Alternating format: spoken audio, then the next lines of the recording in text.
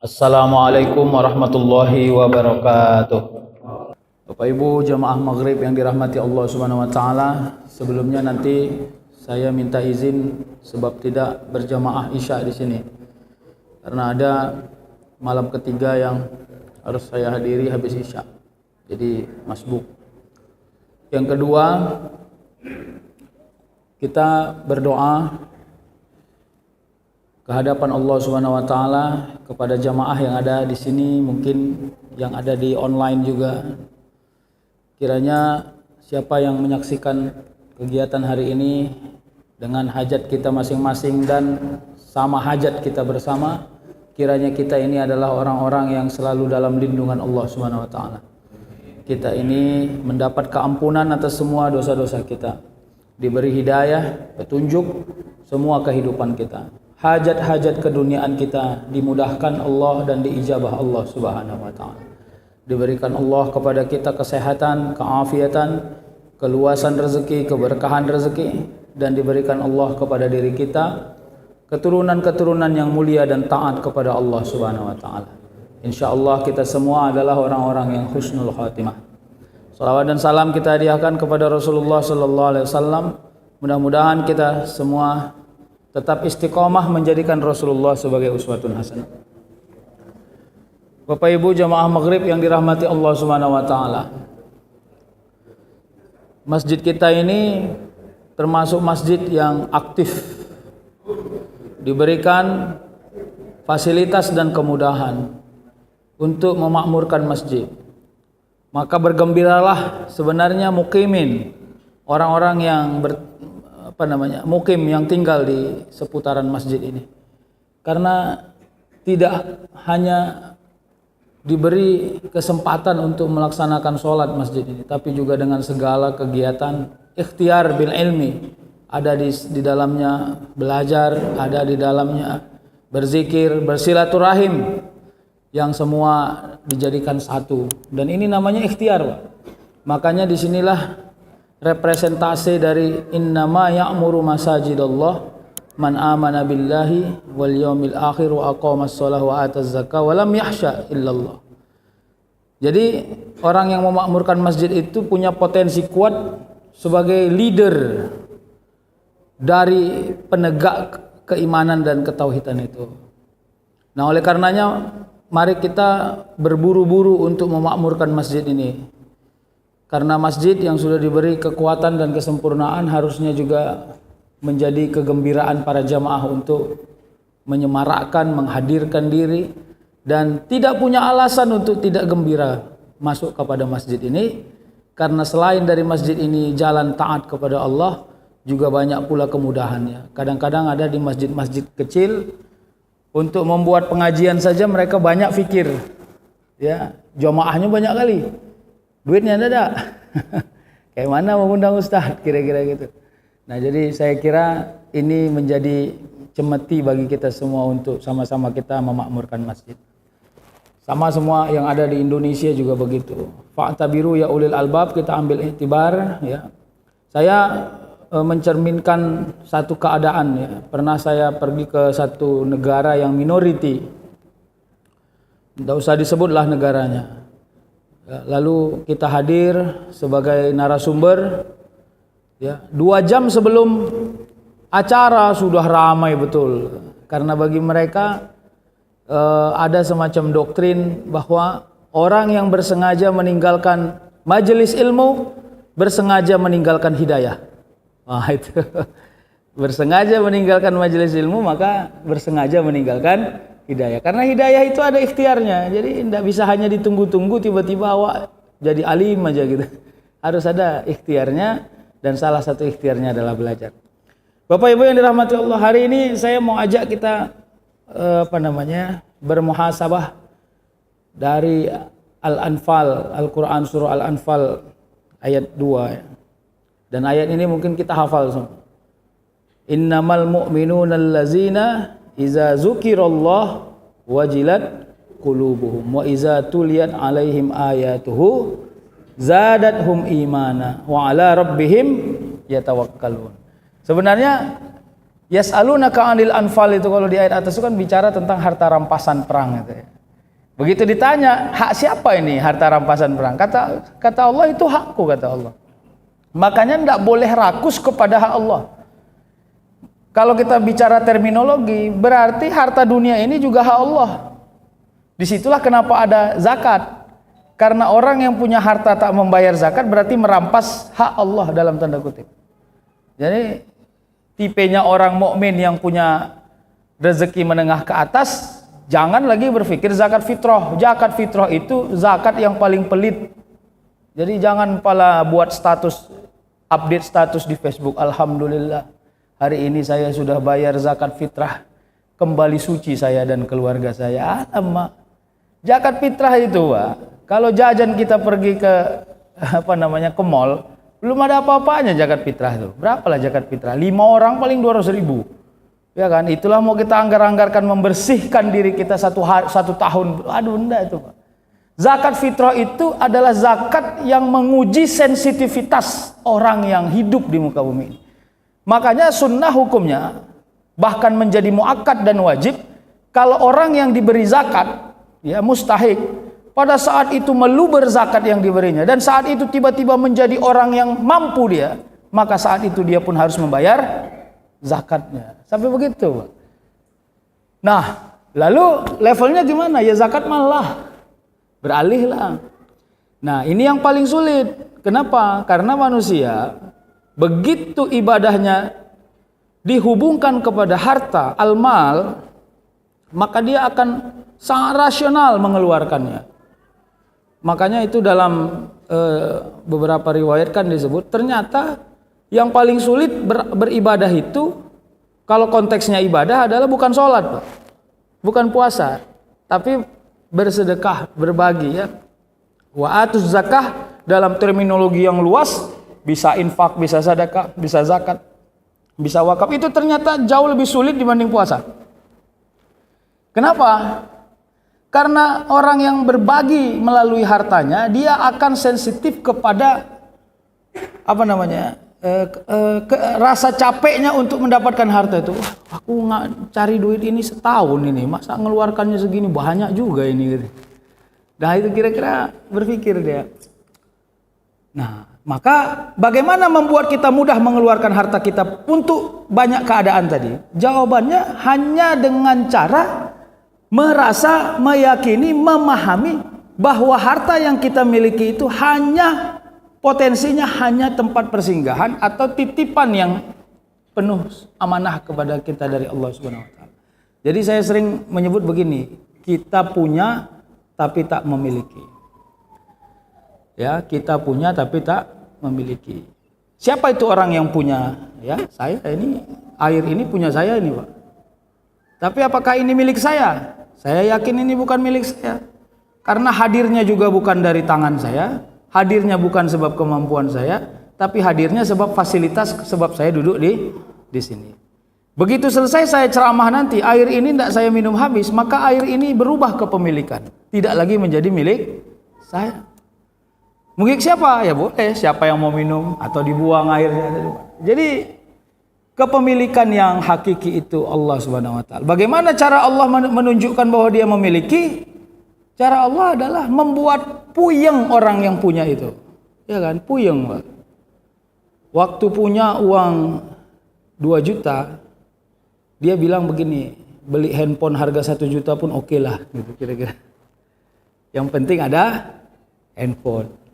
Begitu punya uang 10 juta, ya punya handphone harga 9 juta pun oke lah. Yang penting punya handphone. Begitu punya uang 50 juta, yang penting punya handphone harga 30 juta oke lah. Kenapa? Karena yang dibuat puyeng itu bukan kemampuan mendapatkan jumlahnya, tapi kemampuan mengakses manfaat dan tujuannya. Di situ kita dibuat puyeng. Makanya orang yang kerja 24 jam seolah-olah dia menjadi orang beruntung. Kadang-kadang Allah tumpurkan, kalau saat itu dia sombong atas kepemilikannya, atas kepunyaannya, maka dibuat Allah dia puyeng untuk menggunakan uang itu. Puyeng, Pak, tetap tidak cukup. Kenapa? Karena ketidakseimbangan itu muncul. Semakin banyak pemasukan, semakin tinggi potensi untuk mengeluarkan. Pak, Masa kita kayak gini mobil kita merek ini Pak? Aduh gimana gitu-gitu. Padahal dulu 20 tahun yang lalu yang penting punya mobil. Udah gitu. Pak tabiru ya ulil albab udah. Jangan menelaah orang nggak penting. Ini sekarang telaah diri sendiri aja gitu. Jadi kalau kita sedang mendengarkan satu kabar, berita, satu ilmu, tidak perlu kita mendefinisikan atau mentranskrip hidup orang, nggak perlu. Yang perlu ditranskrip hidup kita sendiri aja, Pak. Kita pada posisi mana ini sekarang berjuangnya? Maka salah satu rezeki yang rahasia sebenarnya adalah kemampuan memfilter hajat. Jadi kalau kata orang Medan dulu, tepuk dada tahan selera. Ini kata orang pelit, ciri-ciri orang pelit adalah tepuk dada tahan selera. Tapi kalau pendefinisiannya pada konsep rezeki, karena harta dan rezeki itu beda, Pak. Harta itu al-mal, rezeki itu ya ar-rizq. Nanti di dalam rezeki itu ada barokah lagi. Barokah itu ziyadatul ta'ah wa ziyadatul manfaah. Rezeki yang berkah itu kadang-kadang ada tidur 10 menit sangat berkah dibanding tidur yang 2 jam. Begitu tidur dia 2 jam sakit semua badannya. Tidur waktu di kursi. Begitu bangun 10 menit mantap, Pak. Kenapa bisa begitu? Ya kalau saya ditanya, Allah hadiahi kepada dirinya berkah rezeki tidur. Supaya tidur membalikkan produktivitas tubuhnya. Agar tubuhnya itu tidak melakukan satu yang sia-sia. Begitu ya? Nah ayo kita masuk. Innamal mu'minuna allazina iza zukirallah wajilat qulubuhum. Kata Allah, ya, orang mukmin itu apabila disebutkan nama Allah, ya, bergetar hatinya. Mendefinisikan ini, kalau dia tekstual, maka kita akan cenderung mencari vibranya. Padahal wajilat qulubuhum itu secara kontekstual adalah tingginya sensitivitas mengenali atau merasai keadaan. Gitu dia, Pak. Jadi cara membaca yang salah, itu salah satu hilangnya sensitivitas. Awak lagi makan, ya kan, sor kali awak makan. Datang kucing tuh, digaruk-garuknya kaki awak. Cara membaca yang salah. Kalau konteksnya wajilat qulubuhum apa? Ya kan? Nggak tahu kau berapa ku bayar ini? 180.000 nih makanan ini. Mau kau makan pula gratis-gratis. Nah itu cara membaca yang salah. Kenapa saya bilang salah? Karena sensitivitasnya mati, Pak. Kalau sensitivitasnya hidup, dia akan mulai dari tempat yang paling sederhana. Bagaimana merancangnya? Saya adalah makhluk, yang menggaruk kaki saya juga makhluk dia, Pak. Kita ini sejawat sama kucing, Pak. Bapak jangan malu-malu kalau bilang kita sejawat sama kucing. Karena selain makhluk itu namanya Khalik. Mahwal Khalik Allah Subhanahu wa ta'ala. Ada yang lain, Pak. Khalik itu la ilaha illallah.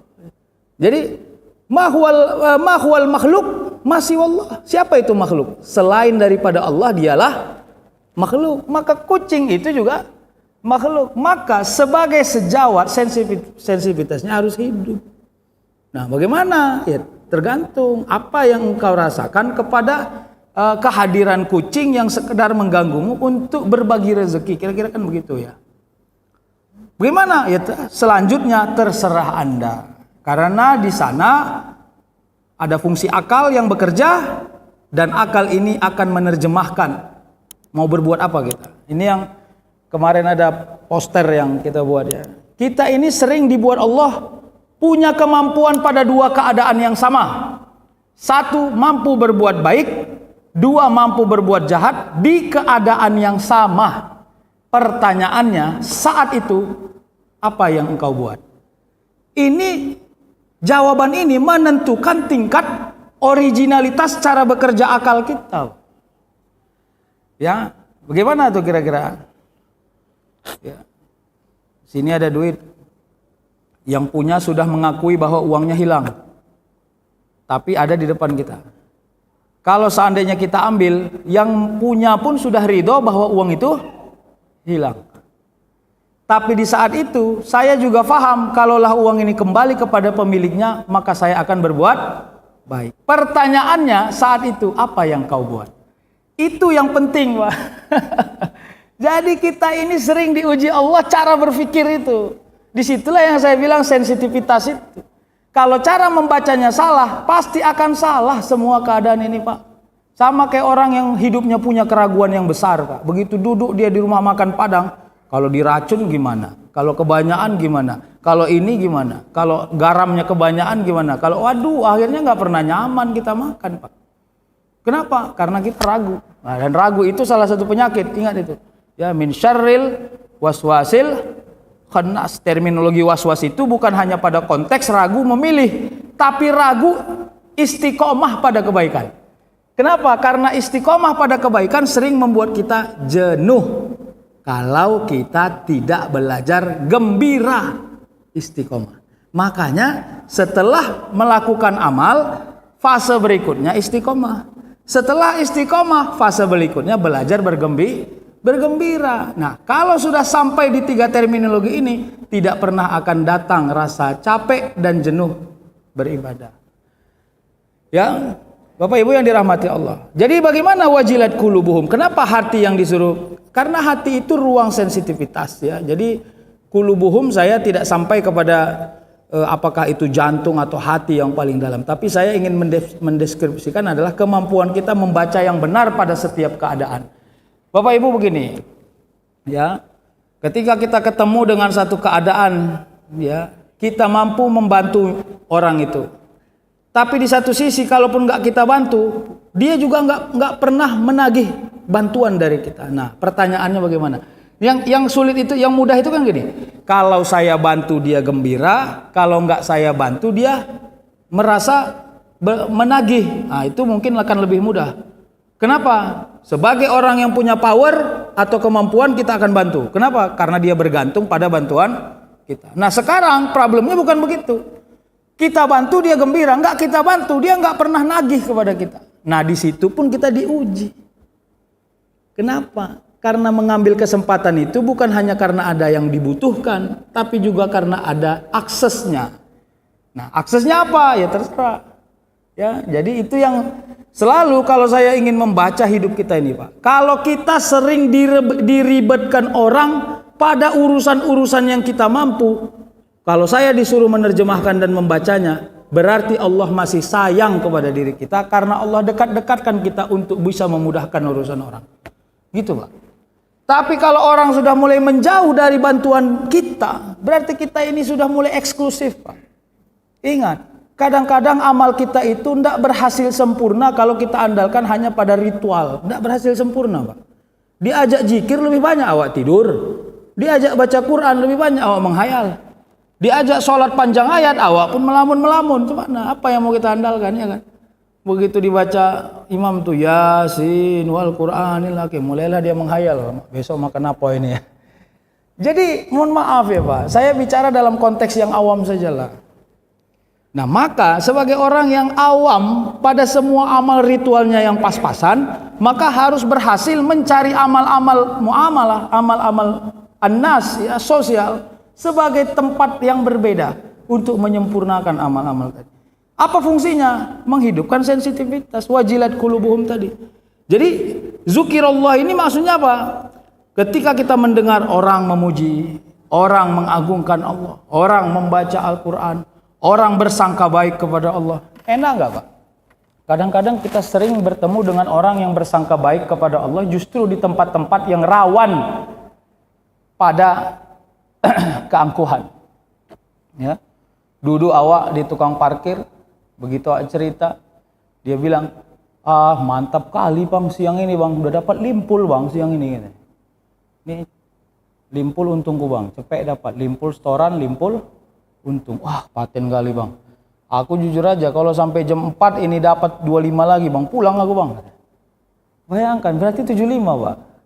Ada orang yang berhasil bersyukur dan berserat rasa syukurnya Pak. Berserat Pak. Ada orang syukur ecek-ecek Pak. Awak pun dengar dia bersyukur capek awak.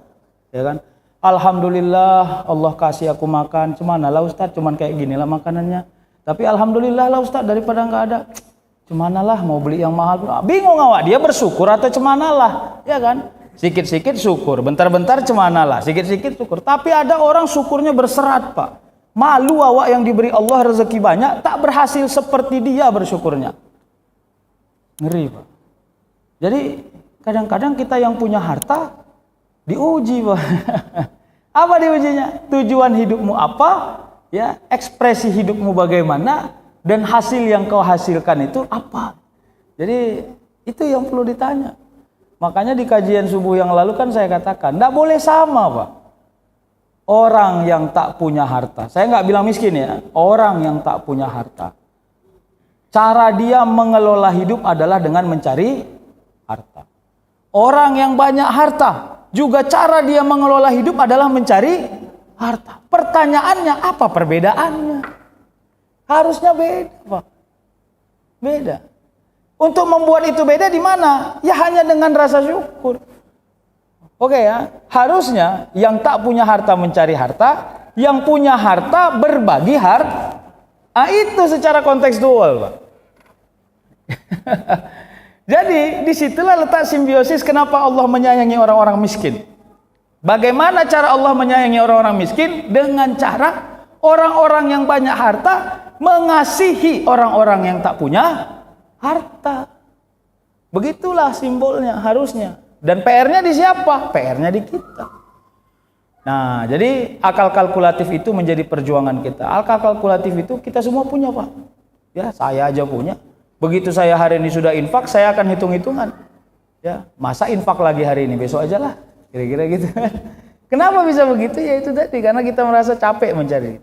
Wa iza tuliyat alaihim ayatuhu zadathum imana. Dan apabila dibacakan kepadanya ayat-ayat Allah, zadathum imana. Jadi kalau iman itu satu bentuk keadaan, maka keadaan itu akan semakin cantik. Gini, Pak. Bagaimana caranya merasa bahagia ketika ingin tidur banyak nyamuk? Harus mampu kita jawab itu, Pak. Ya. Kalau kita hanya bertujuan harus tidur, maka insya Allah tak ada bahagia-bahagianya kita pada malam itu. Lalu untuk membuat malam itu tetap menjadi satu keadaan yang istimewa, bagaimana? Robah mindset. Karena hari ini nyamuk terlalu semangat menemani saya pada malam hari, maka saya memilih tidak tidur. Setelah saya tidak tidur, saya mau ngapain? Kira-kira gitu. Jadi memang supaya keadaan itu tetap menggembirakan, cara berpikir kita yang harus dirubah. Kalau cara berpikirnya nggak dirubah, Pak, pasti yang tidak enak, pasti tetap tidak enak. Ya, begitu selesai Armina, ya kan, tidak ada bus sholawat waktu haji, Pak. 2 hari itu, 3 hari gitu. Mulailah orang dari hotel jalan ke Haram. Padahal sudah terbiasa naik bus sholawat. Bus antar jemput itu. Kalau hari itu dia tidak memanage hatinya bahwa dia harus punya pikiran lain, maka dia tidak akan merasa gembira saat itu. Tapi kalau dia buat, aduh, udah kebanyakan santai ini, ayo belajar jalan, ayo ini, supaya bisa nengok suasana Mekah lebih detail dengan berjalan, maka akan gembira. Jadi itulah yang saya sebut yang lalu-lalu, pasal 1 Allah dan takdirnya tidak pernah salah. Pasal 2, kalau kau menyangka takdir Allah itu salah, maka kembali saja kau ke pasal 1. Kenapa? Karena kita yang harus berhasil memantaskan diri pada takdir yang Allah hadirkan. Jadi untuk takdir tidak ada evaluasi, tidak boleh ada evaluasi, Pak. Kalau kita ingin mengevaluasi, evaluasilah dirimu yang Allah beri fasilitas. Apa fasilitasnya? Akal untuk berpikir, ya kan? Hati untuk merasa, tubuh untuk merekayasa perubahan. Hanya itu, evaluasilah. Lebih banyak tidur apa bergerak? Lebih banyak berpikir untuk merubah atau lebih banyak berpikir untuk membuat jahat? Ya silakan dievaluasi, kira-kira gitu. Nah, kenapa? Karena pada urusan teknis Allah kasih kita kemampuan, Pak. Kita tidak mampu hanya pada urusan non teknis. Ini ya. Saya mau minum ini, Pak. Ini tidak urusan yang lain, ini urusan saya, Pak. Kalau saya mau masukkan ini ke mulut saya, terus saya tanya kepada orang yang lihat, menurut Anda, saya minum atau tidak? Terus orang jawab, Bapak minum. Saya taruh minum ini. Saya bilang saya tidak minum. Atau sebaliknya, bapak minum, bapak tidak minum, saya minum airnya. Artinya pilihan minum atau tidak minum itu urusan saya. Itu namanya teknis. Tapi begitu selesai minum Pak, kita masuk kepada urusan non teknis. Apa urusan non teknisnya? Apakah air yang saya minum ini membuat saya sehat, kuat, taat, hebat, istiqomah? Sudah tidak urusan saya. Kalau Allah marah atas minum saya dengan sombong tadi, maka Allah buat minum menjadi penyakit. Sederhana. Makanya kita ini terlalu merasa hebat sebab urusan yang teknis itu aja problemnya. Sama kayak kita cari harta Pak. Bekerja siang dan malam itu teknis Pak. Makanya innallaha la yughayyiru ma biqaumin hatta yughayyiru ma bi anfusihim. Konteksnya adalah berikhtiar pada urusan teknis. Pada urusan non teknis doa. Kenapa berdoa? Doa adalah bentuk wujud manusia berharap hasil hanya kepada yang memiliki hasil. Udah. Begitu cara kerjanya. Ya. Ada orang penghafal Quran, Pak. Asal dapat skor nilai, dia pencorot, tahu pencorot, Pak? Itu bahasa orang main Ali Berondo itu, pencorot gitu. Tapi alhamdulillah, karena setiap dia menghafal, menghilangkan rasa sombong, tawadu, sabarnya tinggi, istiqomah, berbaik sangka. Begitu selesai hafal, walaupun nilai pas-pasan, ya alhamdulillah, diterima orang dia Pak. Di kampungnya sangat bermanfaat. Kepada pengajian dia bermanfaat. Setiap dia menjadi imam, berhasil dia mengajak hati para makmum ikut terjebak dalam alunan ayat-ayat itu.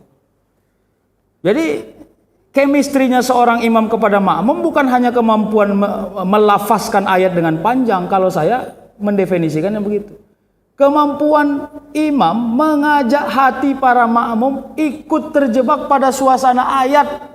Karena kita membaca ayat bukan sekedar menunjukkan hafalan, tapi ingin mengajak fa'tabiru ya ulil albab ya fil Quran. Kepada ayat-ayat yang dibaca itu kita ambil nilai, Pak, value. Jadi tanggung jawab seorang imam tidak hanya sekedar melewatkan 4 rakaat yang dilaksanakan, Pak. Itu sangat formal itu, Pak. Ya, sama kayak kita bawa supir, Pak. Kalau supir yang kita bawa untuk pergi ke satu tujuan hanya tahu satu jalan, tidak tahu jalan alternatif, begitu mentok ada macet atau ada banjir, maka berhenti perjalanan, Pak. Tapi kalau dia hafal perjalanan, Pak, oke, kita mundur ya, kita masuk jalan kecil sedikit, ya, belok kanan, dia mengajak kita untuk bersama-sama. Bapak Ibu yang dirahmati Allah, makanya wa iza tuliyat alaihim ayatuhu zadathum imana. Maka secara kalkulatif, secara kuantitatif, tidak boleh ada seorang hamba yang mengaku beriman, amalnya semakin hari semakin sedikit. Tidak boleh. Harus dipanjangkan, Pak. Yang kedua, tidak boleh cukup. Merasa cukup itu adalah orang yang tak punya lagi cita-cita menambah amal baik dalam kondisi kualitas dan kuantitas. Kita ini, Pak, sebenarnya kita faham siapa diri kita. Tapi sering kita tak mau meyakini faham itu sebagai jalan untuk membuat kita hidup. Contoh ya, ada orang asal dia mau lagi ngantuk dia sholatnya itu hancur-hancuran, Pak. Ini biasanya kena orang-orang sholat isya yang di ujung-ujung, kira-kira gitu. Asalkan dia mau sholat dalam keadaan ngantuk, pasti rusak sholatnya, kira-kira gitu. Maka bagi orang yang seperti ini harus sholat di awal. Nah, kira-kira gitu.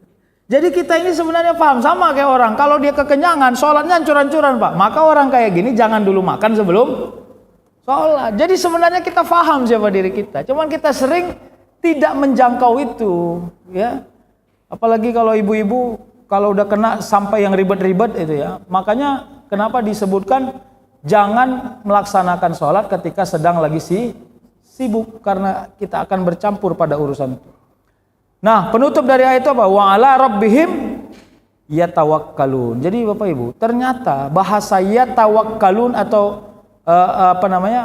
tawakal 'ala Allah atau mutawakkilin ini ternyata bahasa yang sangat eksklusif bagi orang-orang yang merasai. Karena tawakal itu adalah tempat di mana manusia tidak banyak bergerak jasmaninya. tapi sangat tinggi harapnya. Nah, kira-kira. Makanya ketika wa ala rabbihim yatawakkalun, maknanya apa? Maknanya tawakal, maknanya tenang, maknanya baik sangka, maknanya tomakninah. Apa itu tomakninah? Berhenti pada satu keadaan, lalu begitu kita menganggap punya power yang sempurna lagi, maka masuk pada keadaan berikutnya.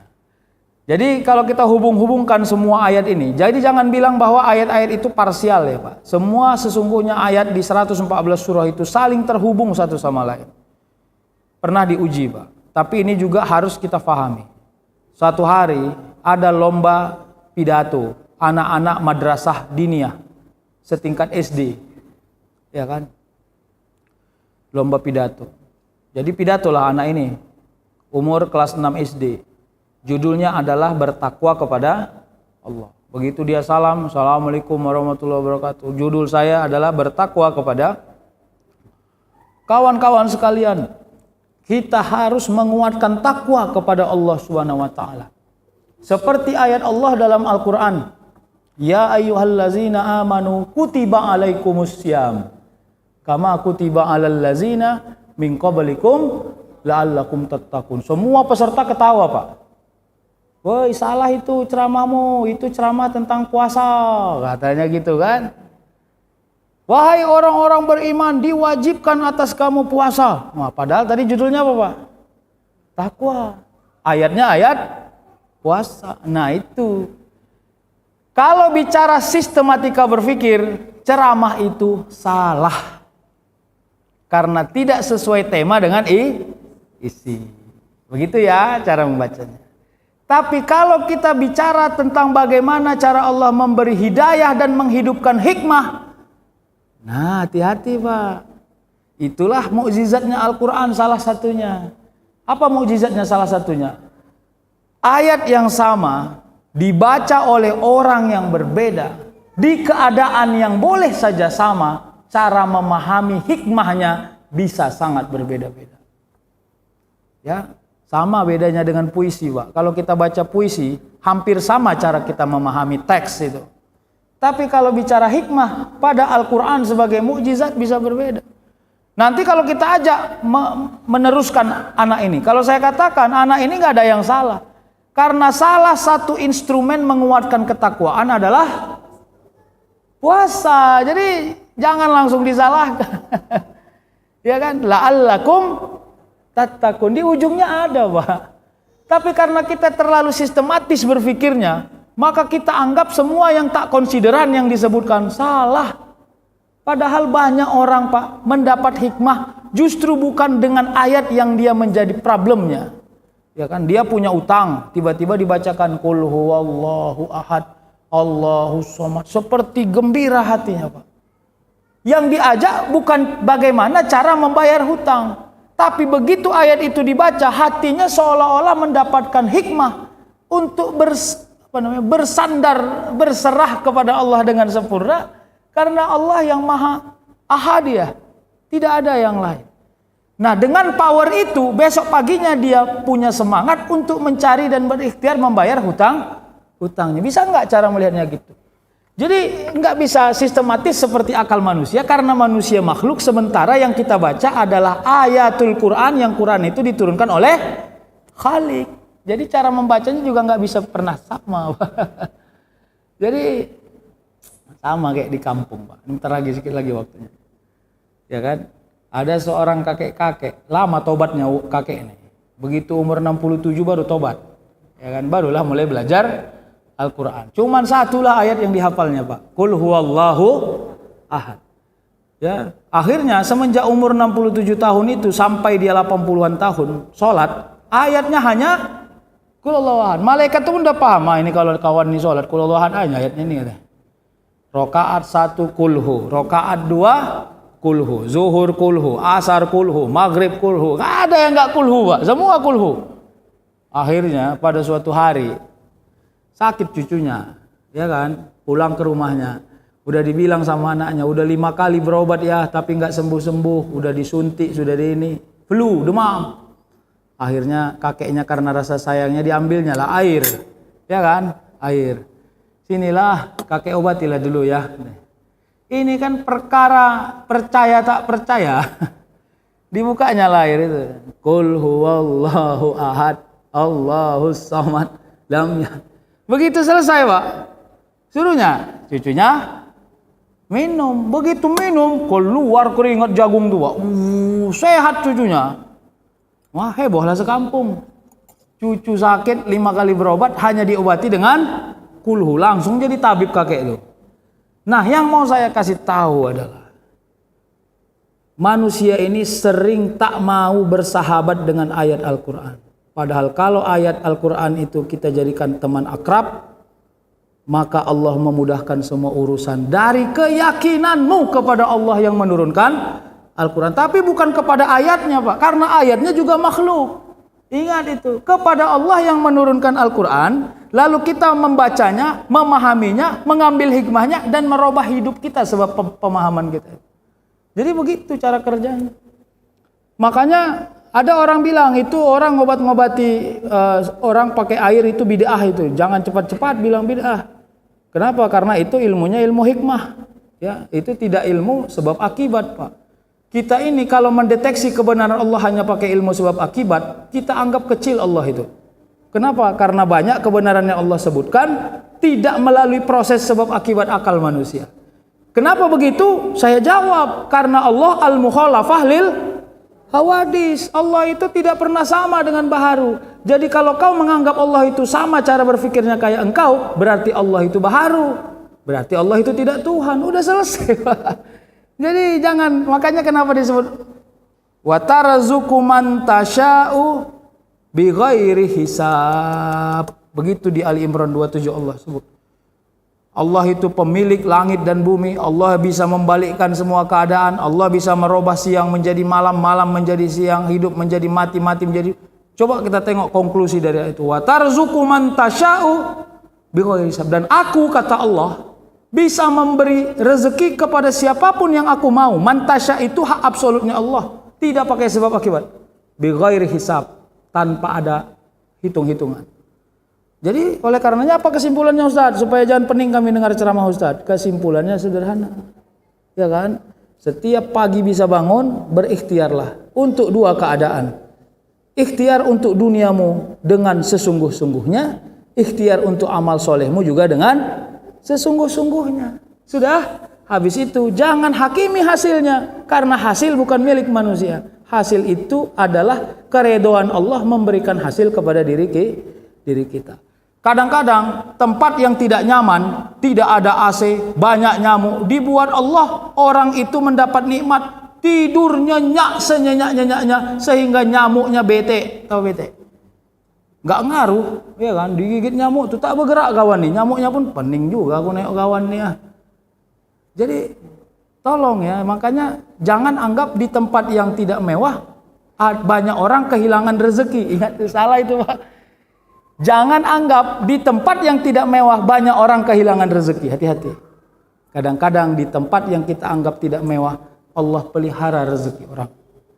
Kepada siapa rezekinya? Kepada keadaan yang menyesuaikan diri dengan keadaan itu sendiri. Bapak Ibu, saya kira itu yang bisa saya sampaikan. Mudah-mudahan ya ikhtiar kita dengan umur yang kita miliki. Kita ini semua berkompetisi, Pak. Ini menjadi ladang amal dan ladang kekuatan bagi kita, tidak capek berada pada jalan yang benar, ya, dan tidak capek memperbaiki kehidupan kita, dan tidak capek bertaubat kepada Allah atas semua dosa dan kesia-siaan yang kita miliki. Semoga Allah selalu melindungi kita dalam setiap keadaan. Kita akhiri doa, na'udzubillahi minasyaitonirrajim. Bismillahirrahmanirrahim.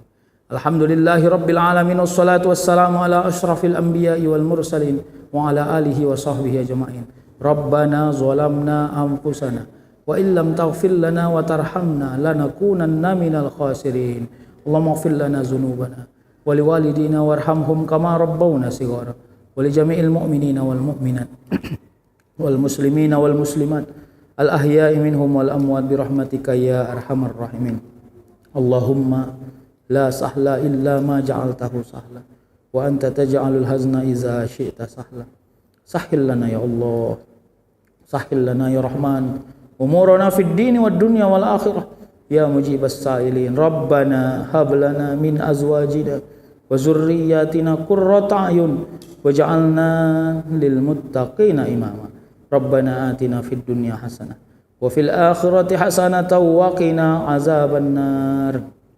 Subhana rabbika rabbil izzati amma yasifun wa salamun alal mursalin walhamdulillahi rabbil alamin. Taqabbalallahu minkum.